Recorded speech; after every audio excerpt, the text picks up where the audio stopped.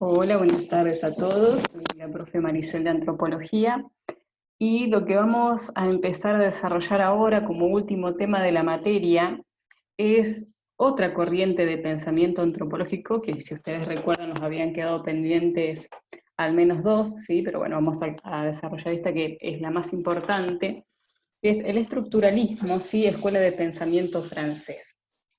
Si ustedes repasan o hacen un recorrido por lo que fue la materia, hablábamos de tres momentos constitutivos en la antropología, ¿sí? A fines del siglo XIX, el periodo entre guerras y lo que es después de la Segunda Guerra Mundial. Bien, acá estaríamos posicionándonos más en ese tercer periodo, ¿sí? De después de la Segunda Guerra Mundial, que como ya lo hemos comentado, es un cambio muy importante no solo para el ámbito científico, sino por supuesto para el ámbito social y el pensamiento occidental.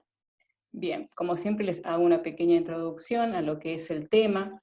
No es fácil de explicar el estructuralismo, por lo tanto yo empecé con unas fichas y también les puse un video, así como para que hagamos un primer acercamiento a lo que es esta mirada, ¿sí? de la antropología. Hablemos primero de lo que es la estructura, ¿sí? Según el máximo exponente, creo que me olvidé de decirles, es Claude Lévi-Strauss, ¿sí? Vivió muchos años Lévi-Strauss, falleció en el 2009, ¿sí? Yo estaba todavía cursando en la universidad. El concepto de estructura, ¿sí? Del cual deriva la palabra estructuralismo, dice: en la estructura no se consideran los términos en sí mismos, sino sus relaciones. Es por lo tanto un sistema de relaciones y transformaciones regulado por una cohesión interna que se revela en el estudio de sus transformaciones, ¿sí? Se caracteriza por la estructura, ¿sí? El orden mental e inconsciente, ya vamos a ir explicando más abajo, está presente en todos los seres humanos, es universal, pone un orden en el caos sensible que es la naturaleza. ¿Cómo se descubren estas estructuras? A través de los mitos, de la escritura, de las leyendas, ¿sí? Acá, obviamente que visto así en forma muy general es difícil de entender.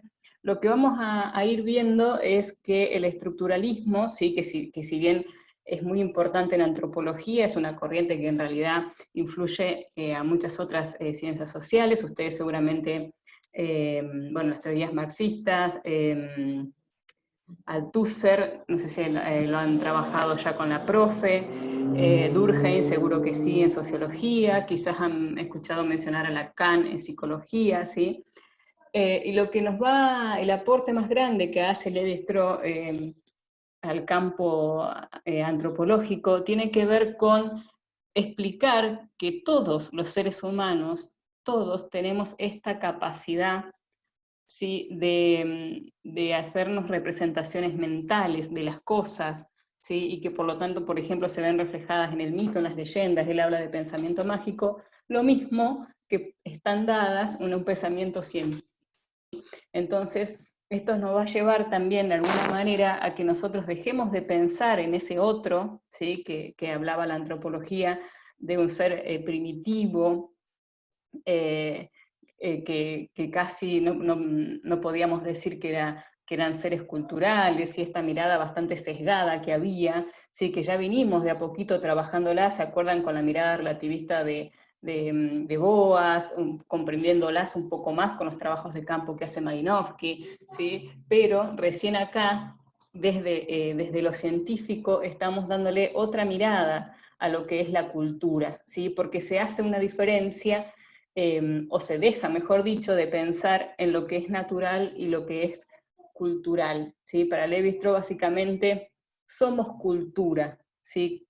Toda la representación mental que nos hacemos de las cosas, ¿sí? Pasa por un fenómeno no tanto natural, sino cultural. Una de las cuestiones, por ejemplo, que van a ver ustedes en este videíto, que es del canal Encuentro, que se llama Claude Lévi-Strauss, Cultura para Principiantes, va a ser el ejemplo del incesto, ¿sí? De cómo antes se pensaba que la cuestión del incesto, por ejemplo, Durkheim hablaba de que la prohibición del incesto o el tabú del incesto venía de la mano de creencias religiosas, ¿sí? De algo que no está bien visto o es castigado, ¿sí? desde una mirada religiosa. Por otro lado, teníamos pensadores que hablaban que había una cuestión natural o biológica, que una persona no podía excitarse o formar una relación amorosa con otro de un vínculo cercano, como puede ser de padres e hijos o hermanos entre sí. Y Lévi-Strauss, ¿sí?, vino a demostrar que si bien el tabú del incesto, o el incesto en sí, estaba en muchas culturas, sí, era algo practicado en muchas culturas, esto de no formar familias así endogámicas, en realidad era un fenómeno cultural y no natural, ¿sí?, independientemente de que pueda ser visto en muchos grupos de humanos. Bien, creo que no les mostré esto. En estas dos fichitas más que les sumé, ¿sí?, es también para explicar un poco, les leo, ¿sí? Dice: estructuralismo de Lévi-Strauss, una escuela o un pensamiento singular. Su modelo, ¿sí?, forma parte de un conjunto de antropologías que analizan el significado que se pueden definir como semiológicas, frente a las topologías semánticas, ¿sí? Ustedes, estas palabras seguramente no les suenan para nada, pero vienen por un lado de que Lévi-Strauss, para formar su estructuralismo en antropología, toma mucho de la lingüística de Ferdinand de Saussure. Acá va a hablar, por ejemplo, esto de que mencionamos hace un ratito de las representaciones mentales. Les doy un ejemplo de cómo más o menos lo que él toma.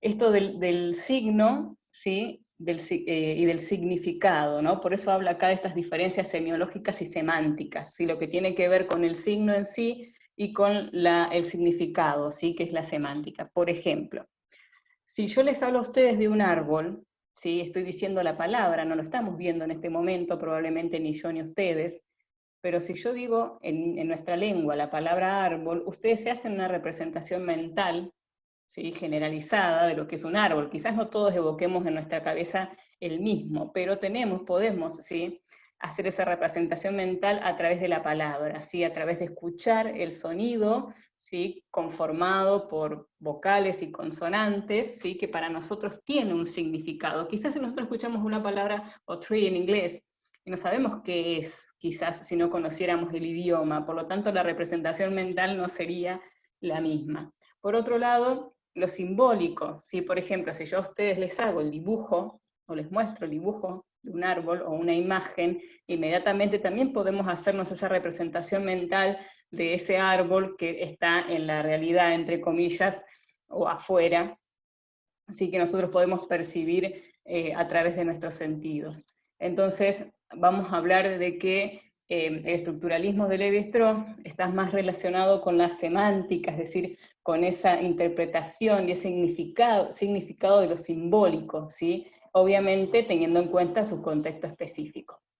Bien, y acá tenemos las aportaciones de la lingüística, ¿sí?, que le hacen, ¿no?, al estructuralismo. Cada lenguaje realiza su creación de significado a partir de un conjunto limitado de contrastes fonológicos o posiciones binarias, vocales, consonantes, sordas, sonoras. Este conjunto limitado de contrastes conforma la matriz fundamental que da la posibilidad de conocer el conjunto de significaciones posibles, ¿sí? El primero. El segundo, bajo la apariencia aparentemente ilimitada de las significaciones, hay un conjunto limitado de reglas, ¿sí?, lo mismo que pasa con el idioma. La cultura no es reducible al lenguaje, aunque mantiene relaciones de homología, aplicación del método a diversos campos de acción cultural: mito, totemismo, parentesco, arte, como grandes sistemas de significación cuyas reglas de producción de significados son cognoscibles, ¿sí? Acá vamos al trabajo propio del antropólogo, al trabajo de campo, es decir, al poder observar, ¿sí?, y vivenciar de alguna manera cómo las reglas, las culturas, ¿sí?, de determinados grupos, y a través de este primer acercamiento, ¿sí?, de una cuestión de interpretación, una cuestión de comparación propia de la antropología, ir conociendo los significados al interior de ese grupo cultural, ¿sí? Bien, lo que yo les puse acá, les puse lo siguiente, es la actividad número 1 para que se vayan organizando. Los invito a ver el siguiente video, ¿sí? Me faltó la cultura para principiantes.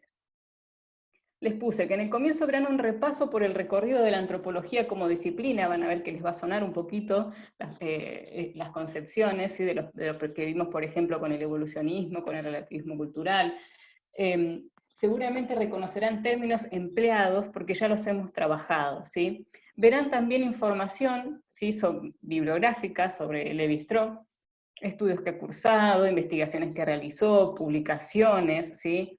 Entonces les pongo el link y puse para resolver y pensar. No se puede separar naturaleza de cultura, todo es cultura, dice Lévi-Strauss. Entonces yo quiero que ustedes expliquen esta idea de que todo es cultura según lo que ven en el video, ¿no? ¿Cómo se llamó a los primitivos? Recuerdan que con Taylor, con las fases evolutivas de Morgan, más precisamente, en el evolucionismo hablábamos de primitivos, ¿se acuerdan? Y esta linealidad entre lo que era el salvaje, bárbaro y civilizado, bueno, ese término que se acuñaba en ese entonces, ¿por qué otro lo cambia Lévi-Strauss? ¿Y de qué otra manera nos propone referirnos a estos que antes la antropología llamaba de esa manera? ¿Qué son los mitos? ¿Para qué sirven? También les puse conceptos importantes a los que debes prestar atención cuando mires el video. Asociación simbólica, estructuras mentales, esto de que la mente convierte la experiencia concreta en ideas abstractas. La estructura son modelos para estudiar la realidad, nos dice Lévi-Strauss.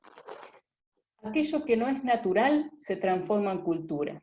Un ejemplo, el tabú del incesto, que yo les expliqué recién.